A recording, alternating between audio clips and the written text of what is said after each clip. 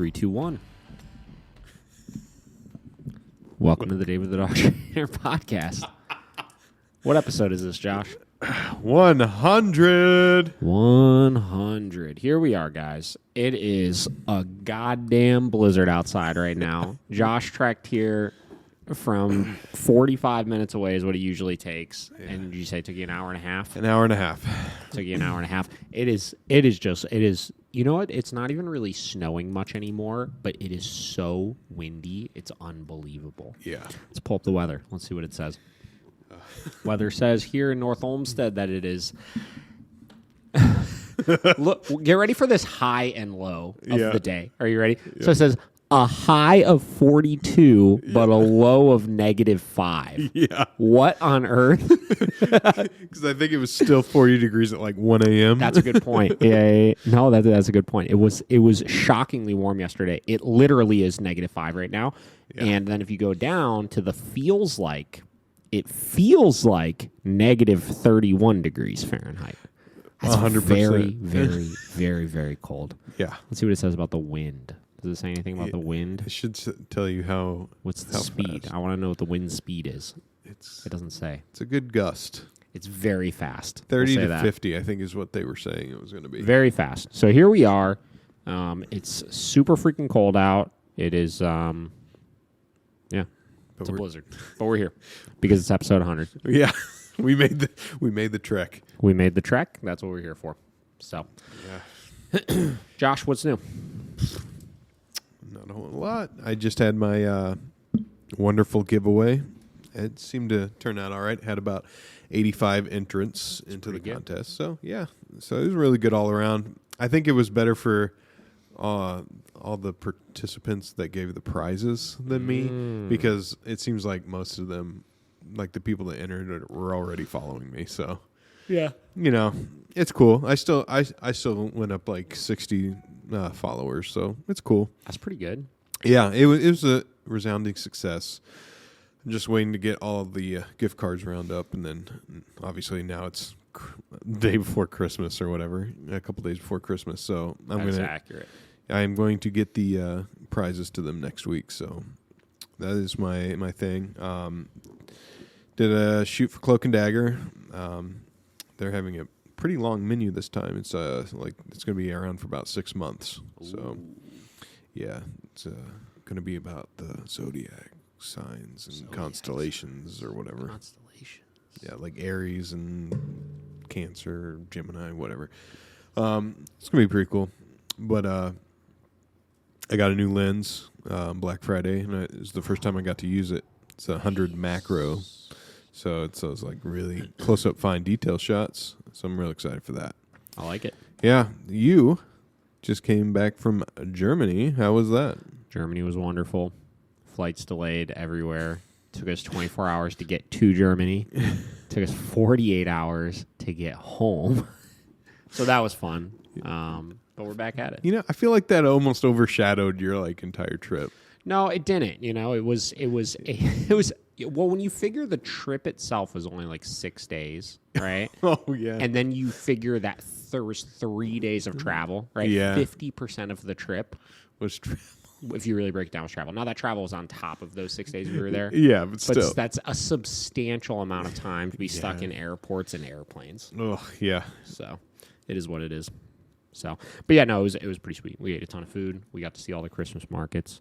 We ate a ton more food. Yeah. Did the Christmas markets live up to the hype? Oh, dude, they were so cool. Yeah. Yeah. There's just something about, I was wondering, I was like, why is international travel so cool? Like, obviously you get to see culture and food and stuff like that. But the goddamn cities and countries and stuff like that, if you really look at it, are so much older than anywhere in the United States. Oh, yeah. Literally than anywhere, Mm-hmm. So then they have these traditions, like these Christmas markets. They just set up in these town squares around this just architecture that's so unbelievable. Yeah. So no, it was real slick. That's awesome. But back at it, ton of lessons, yeah. Things sparking some conversation that we're going to talk about today, just from stuff I've experienced over lessons when we got back, that we're going to kind of get into. And we'll probably keep this one. We'll see how long it goes. I don't know, right? This might be a short one. This might be a long one, depending on how long this kind of burns, right? So right before I left for Germany, we had I think 5 board and trains go home, I want to say, right? Wow. So the round of board and trains I had in that I was working with our new board and train trainer, Senny, sent them all home. Kind of timing worked out perfect where they went home right before I left, and then we did all their follow-up lessons as soon as I got back, right?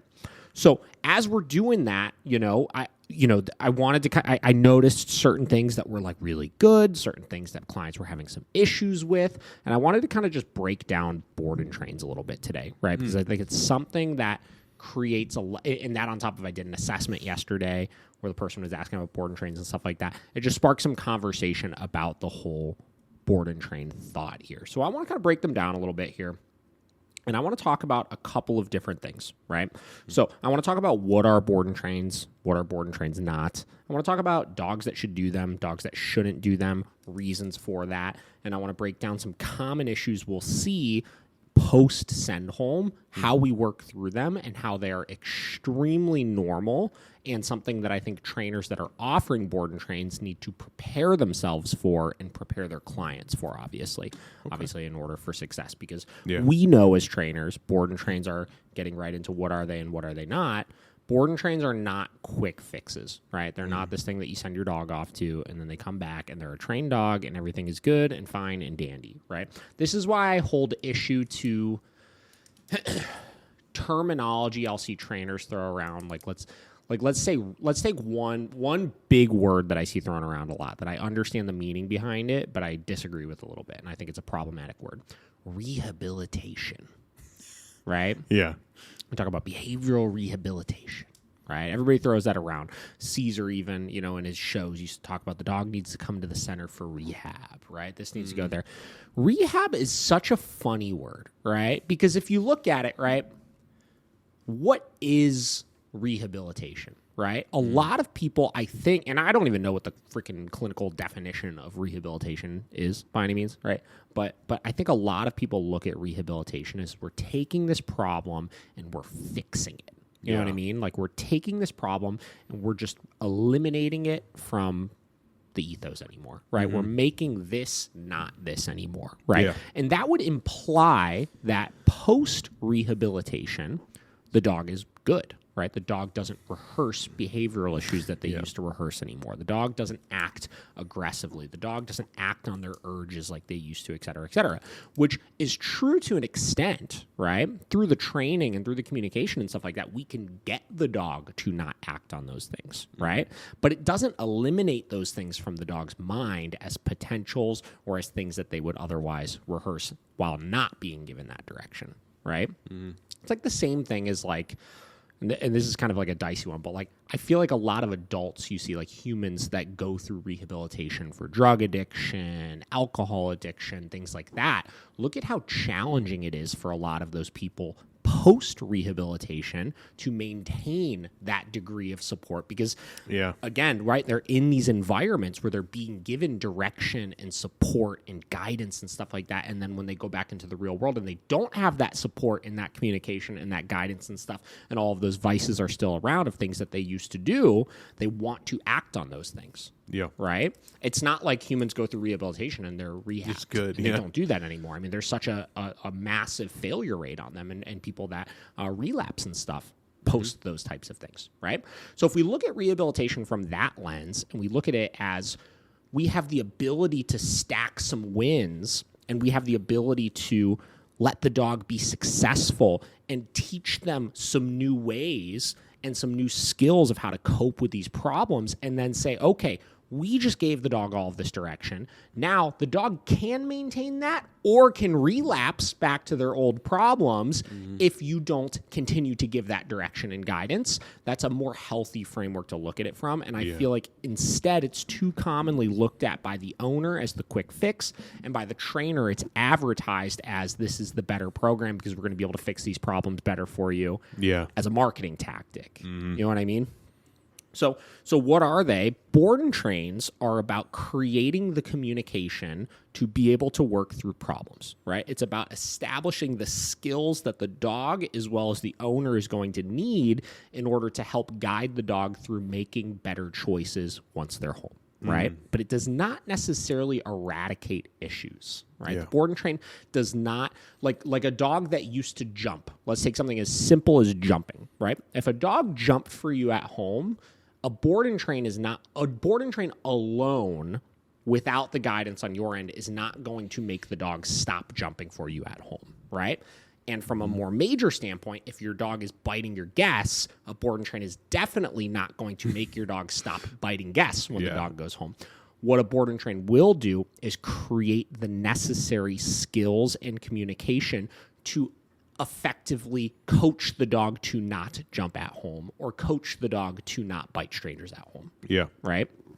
And that's one huge misconception that I see that is the single root behind what I would consider to be most clients' issues post board and train that they may have with a trainer. If they say, oh, the training didn't work, or oh, the dog came back and seemed like they didn't have any training or anything like that, it's because the variable is the owner. You know what I mean? Yeah. So then we get into, dogs that should do them versus shouldn't do them, right? And I'm just kind of going off bullet points here, and we're going to jump around all over the place with this, obviously. So I did an assessment yesterday. It was with a guy. He adopted a dog a year and a half ago that did a board and train somewhere, right? He got maybe 20 minutes of training by the foster or something like that. Like, hey, here's how you use the training, but he didn't really know any of it, right? The dog's having some issues, a little bit of resource guarding here, a little bit of snarkiness here, stuff like that.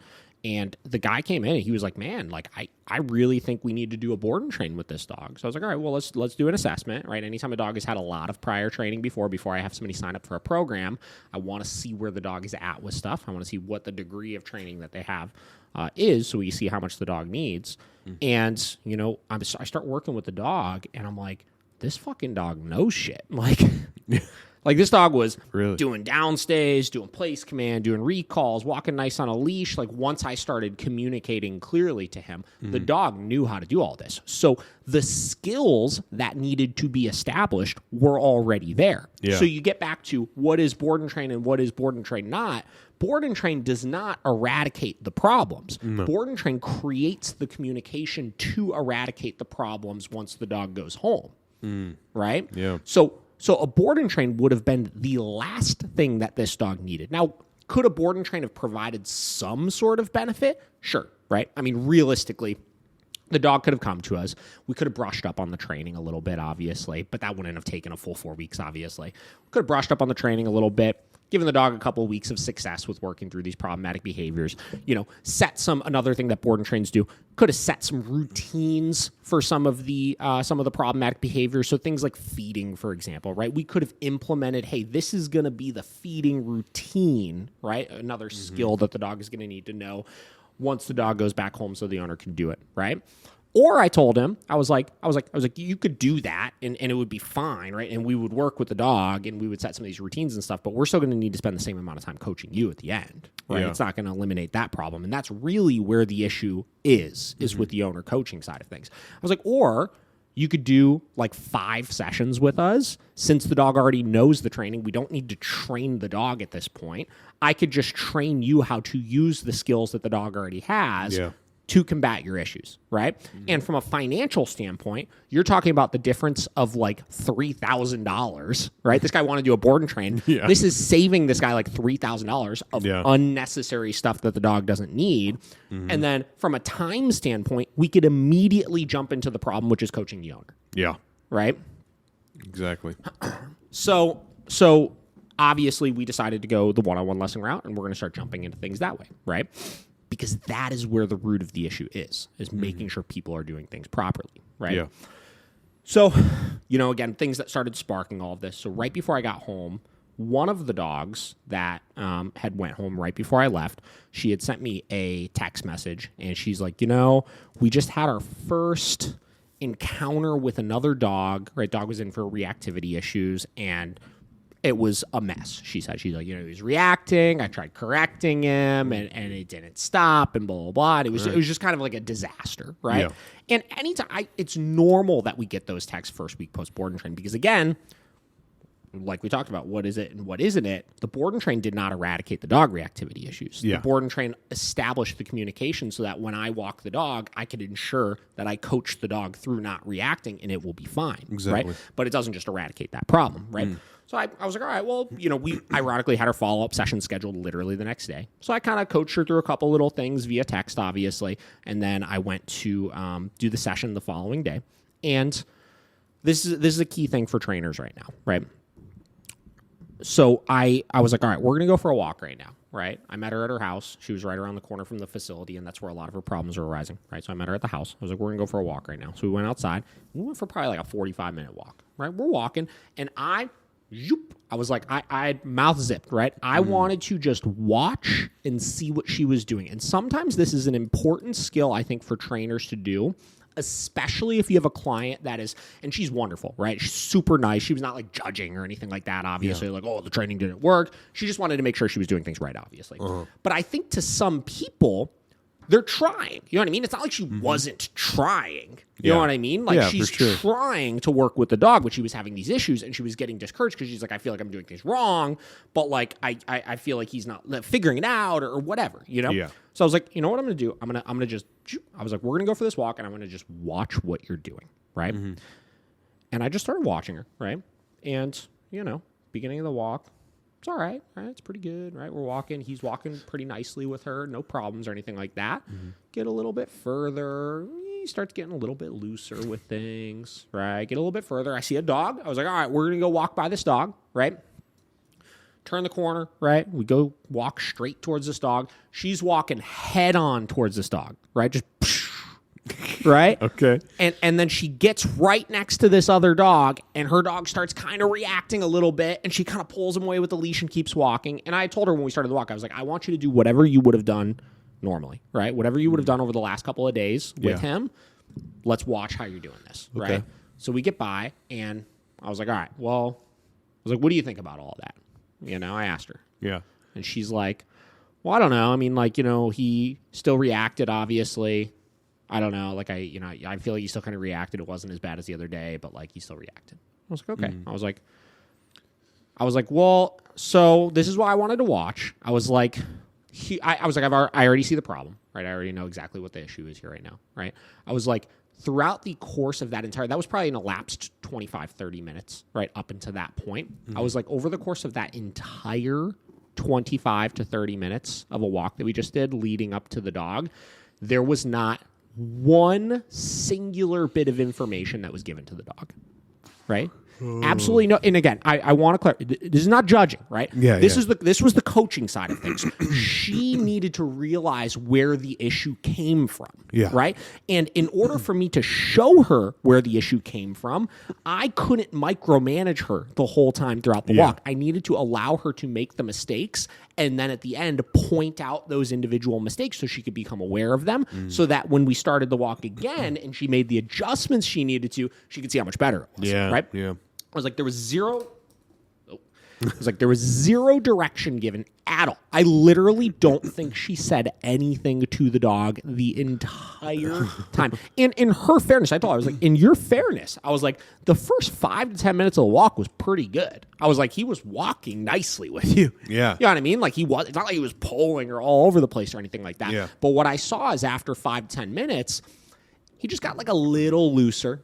Right? And a little looser, right? Yeah. And kind of pulled over to sniff a little bit. And then she's walking up to the dog and she's kind of making the mistake of, again, head on. It's not that you can't walk past another dog, but there's something to be said about like if two parties are walking like this and you're going, it's like if Josh is a dog and I'm a dog and we're walking, and we're just like, and we're just getting closer and closer and closer and closer, right? It's just allowing all this conflict to kind of build up and stuff like that. Playing a game of chicken. Yeah. I was like, so first and foremost, I was like, we have to give direction from the start. I said, dog reactivity, right? One of the hardest behavioral issues that clients struggle with, that trainers struggle with, et cetera, right? It starts before you see the other dog, right? It starts well before that because if you're letting little things slide, you're not giving direction, this, that. The dog is on their own on the walk. I'm on my own, right?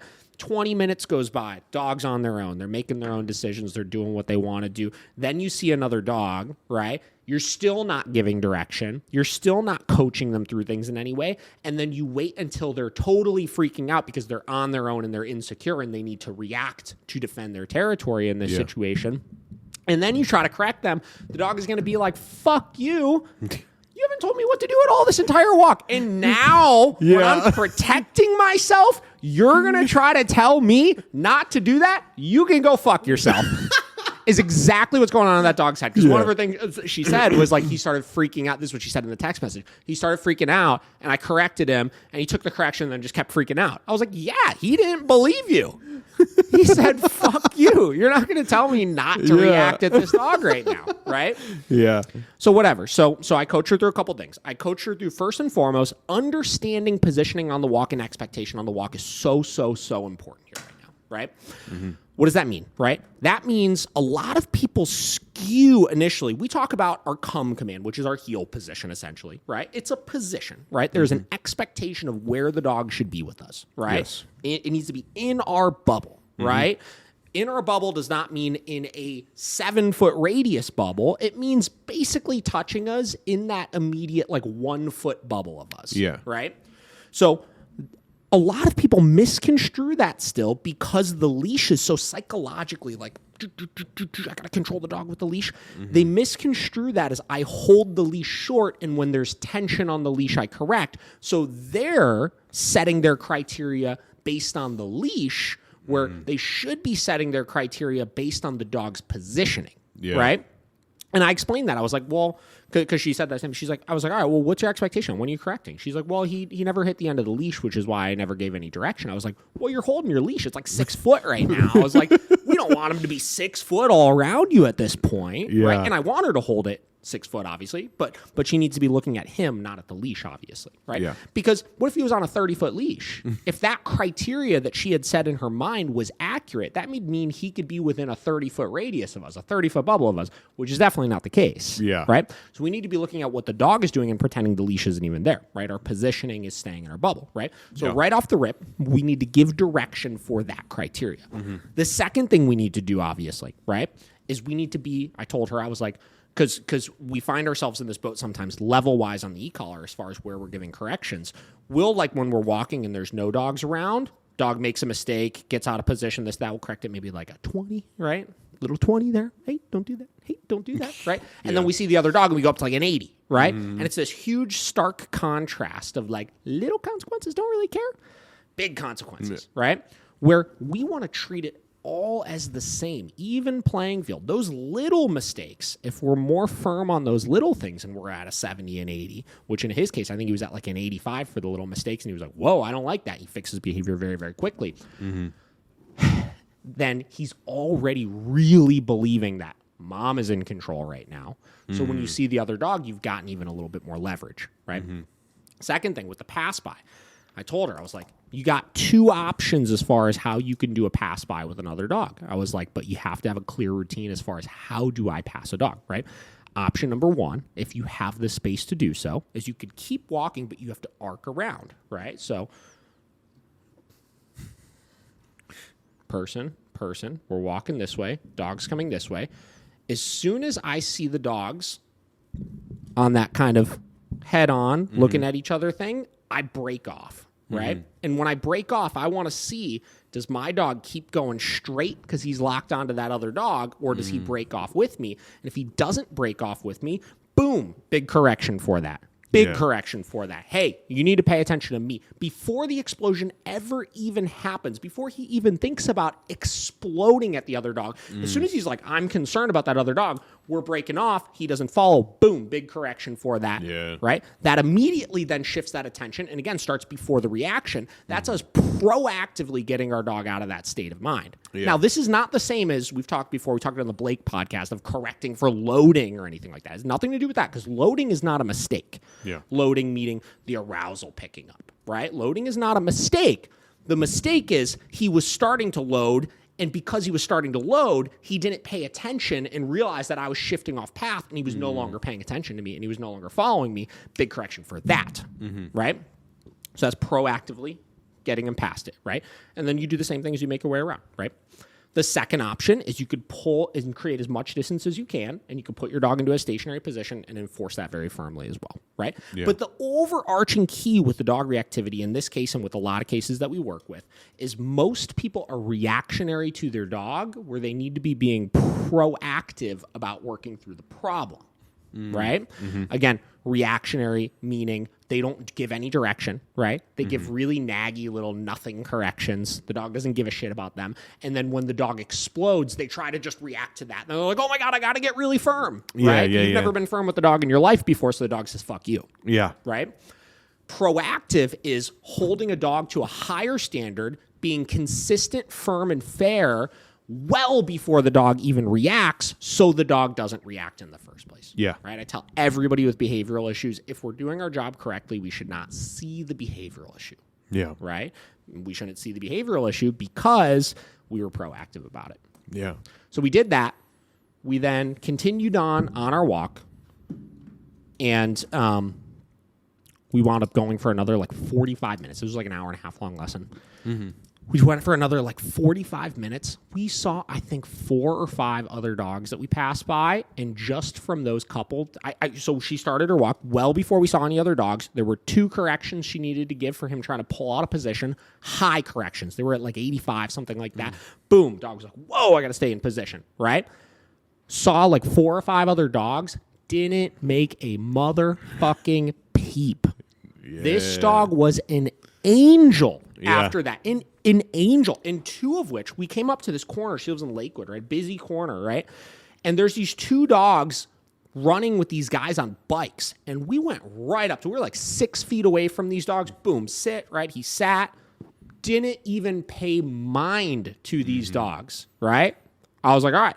Those guys went by. I asked her the same question. I was like, so what do you think of that? She's like, I get it. I get it, right? Yeah. You know? And so we finished our walk. We went back to the house, and I was like, all right. I was like, so what did you learn today? And she outlined it perfectly. She's like, I got to be much more firm on the little things. I need to actually pay attention to his positioning on the walk, and I need to have a more clear routine as far as how I'm passing dogs. I was like, that's it. I was like, give it a go. See you next week. Hell yeah. And this was 2 days ago, right? Yeah. But this is the key that I highlight to people is I tell every single one of my clients that go home from a board and train, I tell every single one of them, I was like, your dog is going to push you around. I was like, you are going to run into hurdles. You're going to run into mistakes. That's why we provide 12 months of follow-up lessons. That's why we see the owners very frequently over the course of the first month that they go home. It's because the coaching for you starts then at that point. You got to learn this stuff. And there's so much information thrown at these clients that it's just not all going to stick. And you could hand out the biggest freaking, I can give them a whole textbook that has all the answers in them. Yeah. It's too much information. They have to learn it little by little, right? Which is why the board and train, again, is very effective for teaching those skills, but we have to spend that time coaching the owner through those things then after the fact, right? Yeah. And we have to be understanding and empathetic that clients are going to get frustrated through the process. It's normal. Yeah. Right? I reminded her in her text message, I was like, reactivity is tough, and rebalancing your relationship with your dog is tough as well. This is when she first texted me, right? This particular client, when she came to drop her dog off for a board and train, I reminded her of this. I was like, look at how far you've come with stuff, though. She literally needed to, this is a big dog, right? This is a 55-pound dog or something like that. She needed to carry this dog into the facility because he was so freaked out and reactive that he wouldn't walk into the facility. She couldn't get him to walk in the facility. She needed to pick him up and carry him in. Right? Oh, and guess what she does now? She walks in perfectly fine places. She, you know what I mean? Like he goes into new places with her willingly and stuff like that. But she's got some lingering reactivity issues. That's normal, right? We've come from won't even fucking walk to will walk but still a little reactive. 100%. And now we're going to go from still walking a little reactive to guess what? Dogs walking and ignoring other dogs now. Yeah. Right? This is it. This is the progression. This is how this shit works. Yeah. Right? Oh, yeah. So that's one story right off the rip there as far as kind of different experiences we've run into. I'll share kind of two more examples here, right? So actually maybe 3 more examples, right? Just to give you a variety of, because the psyche of the individual post board and train, it varies all over the place. It's such an emotional process for some clients, right? And for other clients, it's just like it's a cake where they come in and they're just like ready to go, right? I'll share a couple more actually from all this round. Let's talk about all the pretty much all of these dogs, right? There's a couple I still haven't seen yet. There's a couple I see in the next day or so. Next one, right? So we had this little dog. We had this little dog cannoli in for a board and train recently, right? So little cannoli is this tiny ass little fucking, I don't even know what he is, right? Some sort of Morkie Yorkie Shih Tzu fucking thing, right? I don't know what he is, right? He's so tiny. Morkie Yorkie. This dog came in, again, resource guarding, total dick, right? Really reactive, all this kind of stuff. Owner was dead set committed, but very emotional about this dog, right? Picked up the dog. The whole time she was in the Send Home lesson, she was just like panicked, right? And panicked not from anything other than she was so overwhelmed thinking that she was going to go home and forget something and mess everything up, right? Yeah. It's a big investment, obviously. People don't want to screw it up, right? Of course. But she was taking it seriously. But she was so in her head about that like it was so hard to get through. You know what I mean? There was stuff as simple as like one of his things was reactivity towards strangers coming into the house, and she had a couple workers come into the house the next day, right, that were like starting like a bathroom remodel or something like that, and she was so nervous about it. I told her, I was like, just put him in his crate. Like, there's no reason why you need to have him out while workers are there and stuff anyways. And like he's just getting home. He's probably gonna be tired, so just stick him in his crate. And like I texted her the next day. I was like, how's he doing? You know, she's like, oh, he's doing really good. She's like, I'm so nervous about the workers coming over still though. I was like, what are you nervous about? I was like, you're going to stick him in a crate. Yeah. What is there to be nervous about? Right? She's like, you're right. You're right. Yeah, I'm going to be. I think she literally said, she's like, I'm going to be brave. I'm going to be brave. I was like, all right, you go, girl. Yeah, right? Like, you get it. You get it. Be brave. Stick him in the crate. Right.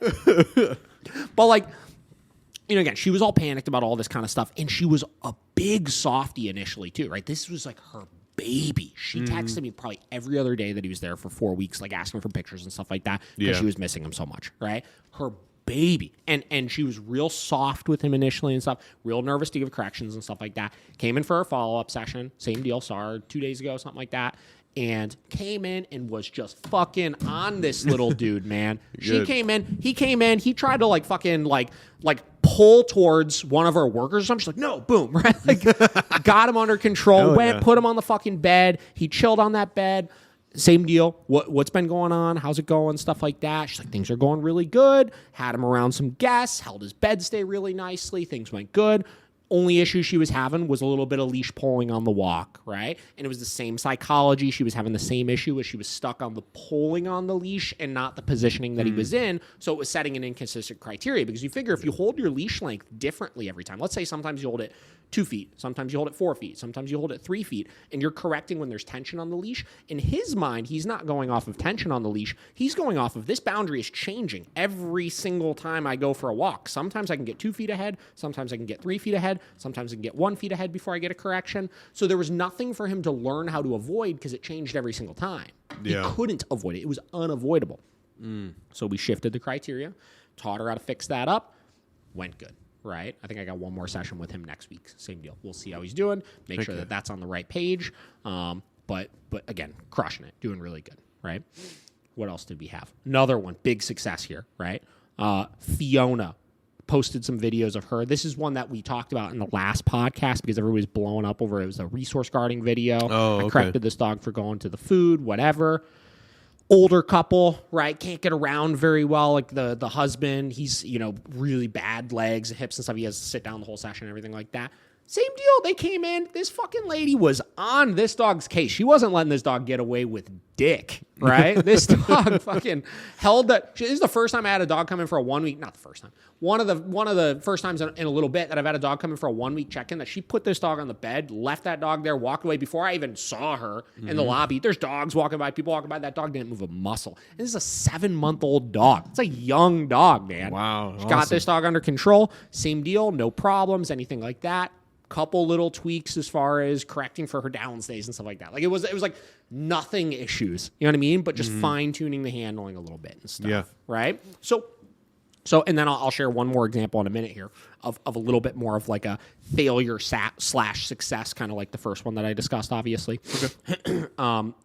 But this goes to show, I encourage, again, everybody that does board and trains, this dynamic is normal. Every round we get this. Every round when the dogs get home, it's like half of them just hit the ground running with it, and they just take that information and run with it. And half of them, it's like reversing that psyche that they have of, again, what is board and train being the rehab of it should just be fixed. And people have a very hard time looking at the things they're doing wrong, right?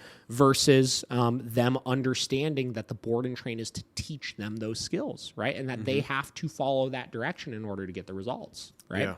So another one, we had this dog, Bea, that was in recently. Stud of a little dog, right? Little mini golden doodle, crushed it. Such a good little dog. Right? Super fun, sweet temperament, stuff like that. The whole family kind of situation, right? And when I say whole family, it was like two, not elderly, but I would guess like maybe late 60s parents and like an older adult son, right? That kind of lives at home, or I think maybe lives at home. I don't know, whatever. And dog did phenomenal. Send home was great. They were so excited in the send home because the dog did so. I mean, the dog was just fresh off training, really good. Didn't really make a whole lot of mistakes and stuff, which is a blessing and a curse, everybody, right? Yeah. No mistakes in the send home lesson is really good for that initial wow factor, but it is not very good for that long term. Well, shit. Now they're not going to see when they run into issues exactly how to work through it. And I can talk about it, but they didn't actually see it. You know, it's a blessing and a curse. Right? I almost like when the dogs make a ton of mistakes, or I like when they start off really strong. We'll get this sometimes. They start off really strong, then somewhere in the middle we hit a hiccup, you know? And then it's like we have to work through some sort of big hurdle with them, and they get to actually see it. And every time that happens, a client looks at me, they're like, wow, I'm really glad that happened. And I'm like, me too. Yeah, me too. Right? So Bea crushed it. No big issues, right? It's a puppy, right? The dog is like probably like 9 months old, 10 months old, something like that. She chews shit in the house, and she kind of jumps a little bit. And the husband like sits in his recliner, and again, he's a little older, doesn't move around so well and stuff like that. And I think the dog kind of just like bugs him, like bullies him around a little bit and stuff like that. A little rambunctious on the leash, a little prey driven, whatever. All the normal stuff. Yeah. You know? Came back, follow-up lesson. And same deal. They're like, yeah, Bea's having some issues. And we're like, all right, well, what's going on with them? And for everybody, this story that I'm about to talk about, our vlog that comes out today is going to have this entire lesson in it, so you could see everything that I'm going to describe right now, right? Because I thought it was so cool. I literally texted Paige last night at like fucking midnight, and because this is just what I do, I text people at midnight. I text my employees at midnight. Sorry, guys.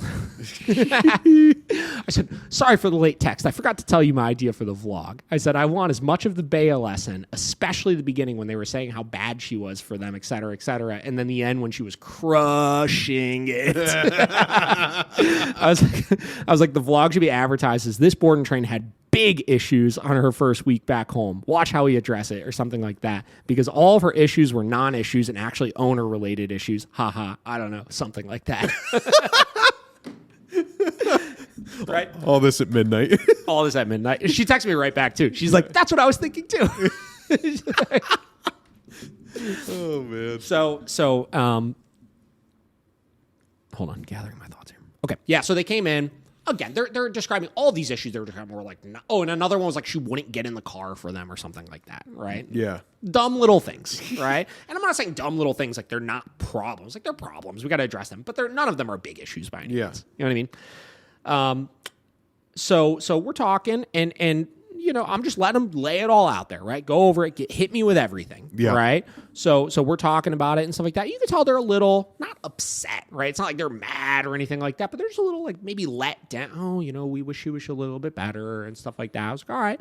So then we start off. We have the first maybe 20 minutes, 25 minutes of the session was us talking, let them lay it all out, and then I just went through piece by piece by piece by piece by piece, digging for a little bit of information and showing them, oh, well, it sounds like that issue that you had right there that you just described, you guys weren't prepared for, and you missed your opportunity, and you weren't able to give any direction. And this opportunity, you missed the opportunity, and you didn't give any direction. And every single one of them was they were going into situations, whether it was they were going out for a walk, or whether they were having a guest come over, or whether they were giving her a little bit of freedom in the house, and they were expecting her to not make the mistake.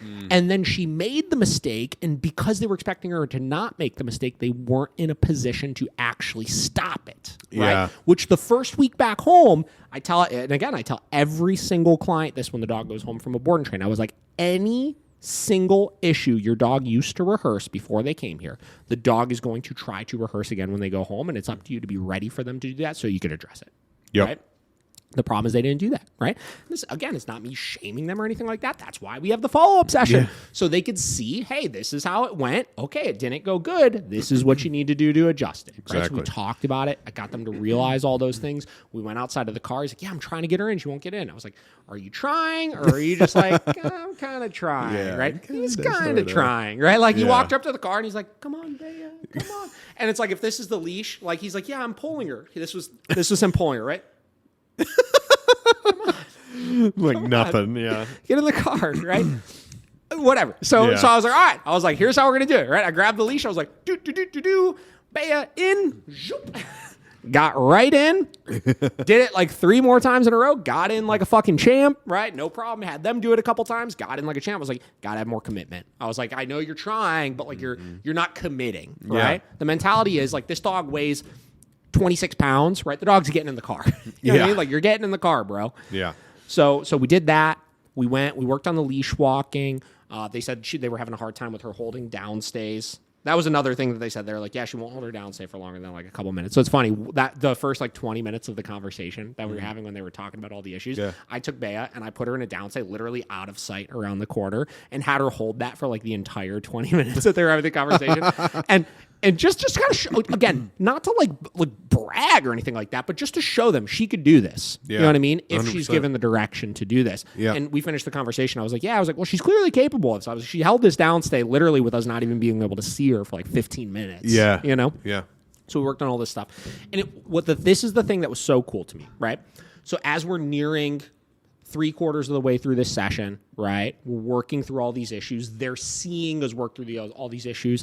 I've been gently but firmly explaining to them how they were all them issues and how they needed to change the things they were doing if they wanted to see the results with her. It was so cool to see their attitude shift from at the beginning where it was just kind of like, little bummed, whatever, to like they're excited again. You know what I mean? They get it. And it was so funny. It's like, I love this shift. Like we got halfway through. And again, you're going to see all this in the vlog. It was I think it's going to be a really cool vlog. But the mom said, she's like, then as she's doing good with things, and you could tell her confidence is getting up a little bit. Because I even had her, I was like, all right, we're doing off-leash healing now. I was like, now go out in the parking lot, do some off-leash healing. She's off-leash healing in the parking lot. She's like, wow. She's like, and then she said this. This is another key point, right? She's like, wow. I really hope she does this when she goes home. I was like, I was like, this is not, we hope she does this at home. This is, we are going to make her do this at home, right? Because we hope she does this at home implies that the dog is now fixed and I don't need to do anything to get her to do this, right? And it's an important psyche, right? Even though I know she didn't necessarily mean it like that, I have to clarify it like that because all of this is a mindset shift. Every ounce of this is a mindset shift. Yep. Right? So, but then, she's like, yeah, whatever. And she's getting all confident now because she's doing good and stuff like that. And then she starts telling me, she's like, oh, she did this really good, and she did this really good, and she did this really good, and she did this really good at home, like over the last week. She's like, so she's laying all the successes on. She's stacking like, oh, but these were all our wins from this last week. She's like, so it wasn't all bad. It wasn't all bad. And listen, I told her, I was like, these follow-up lessons are for you to highlight the bad. You know what I mean? Like, I need to know the bad things. I'm happy that she did really good with all those things. That's great. Let's fucking, let's look at those and stack the wins, obviously, right? And look at how far she's come with things. But in these follow-up sessions, we need to highlight the things you had issues with, obviously. Yeah. Right? So I was like, it's fine. I was like, that's a part of this job, right? And a skilled trainer, this is the important kind of wrap up information with all this. A skilled trainer needs to be, just like the owner needs to be prepared for the dog's mistakes once the dog goes home, a skilled trainer needs to be prepared for the owner's mistakes once the owner comes back to the facility. 100%.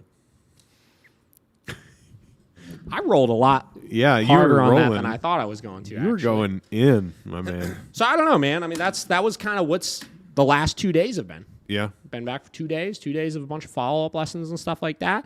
A lot of successes, a lot of failures that turned into successes. And I think that today was a good opportunity to discuss those things. And Yeah. yeah. I will say, especially, the beginning of what you were talking about, like, what is the board and train? Like, is it a miracle, snake oil, like, cures it all, And I will say, because I have been that person, way back when we were at Titan and Kilo. You remember that? Oh, yeah. Those suckers. Oh, yeah. I mean, I remember, but that was before I knew anything about dog training, before we worked together, anything like that. And we brought them in, and that was our perception. Sure. For sure. Was like, we'll bring him in, and, He'll be good. He'll be good. Yeah. David will work through it. Yeah. It'll be fine at home. And, oh, my gosh, like, especially the other person thought that's how it was going to be. And, we didn't have to push them so hard, these dogs so hard. And it was terrible. I mean, I think it was a big waste of money because she didn't keep up with the training.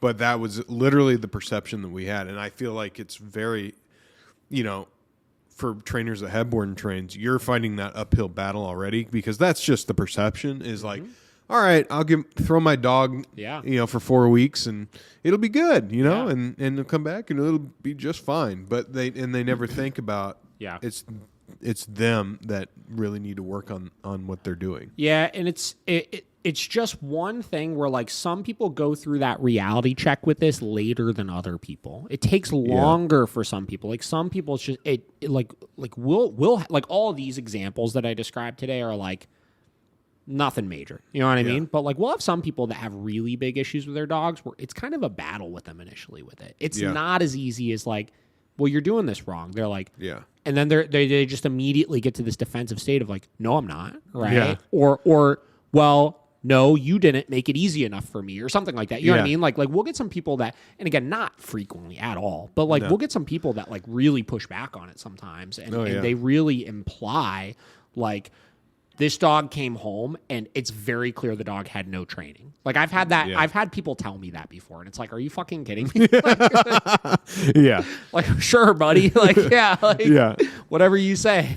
Well, the biggest thing I remember was, we would we did one-on-ones, I'm pretty sure. Yeah. But like we would come back and you're like, so how'd it go? And like in the back of my head, I'm like, yeah, we put the collar on like twice, maybe, it's like, it was just like terrible, and then she'd be like, well, I don't feel like we're getting anything out of this. I'm like, well, that's probably because we're not doing it like what we were supposed to be. But the other thing I was thinking of, I don't know, is it okay if we name drop again? I don't know. I don't give a shit. Some trainers, yeah.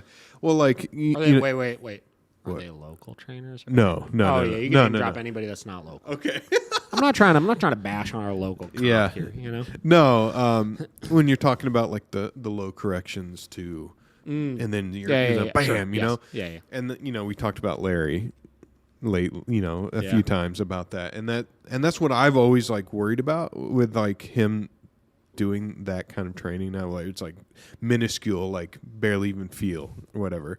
Like how are you supposed to like have that control, Well, here's the thing with that. I think that's a little bit different. We could argue the mechanics of the training and which is more effective and stuff like that. But like nobody's saying the people that are doing the low level training that it doesn't work by any means. I think the biggest argument with the low level training stuff is that it's unnecessary, right? If we're coaching low level, the e-collar is just, and this is kind of a sidebar conversation, obviously. Yeah. The e-collar is just a cue, more or less, right? Like it doesn't create an aversive sensation. It just tells the dog what to do. It's like, well, my words tell the dog what to do, so why would I even need to use the e-collar then at that point, right? Yeah. Because the thing is, it always, if we're going to be using it as a correction, it always has to become aversive at some point. Yeah. And the more we're training it as a cue and making it this neutral sensation, the higher the sensation actually has to be in order for it to become aversive to the dog. Yeah. Right? So it just becomes unnecessary then at that point. Yeah. And I agree with you 100% because, like Bender, he knows what to do and what not to do. Yes. And he knows how to like push the boundary. So it's just every time is a big correction. Sure. And like you said, if he's a little loosey-goosey in the beginning and you hit him that one time, the rest of the hike or whatever we're doing, perfect in line, That's how our dogs are. Like, we need to correct them every now and then, the beginning of the walk or something like that. And then it's like, they're like, oh, okay, cool. The rules still apply. Yeah. Like, I still got to listen. Yeah. Got it.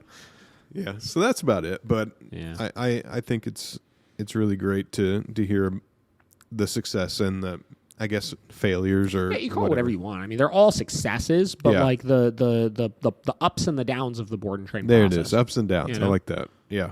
So, hell yeah. We're going to end that on that. All right. We have one more episode before the end of the year. Yeah. We'll catch you guys next Thursday at 101. 101. See ya. Dog Training 101.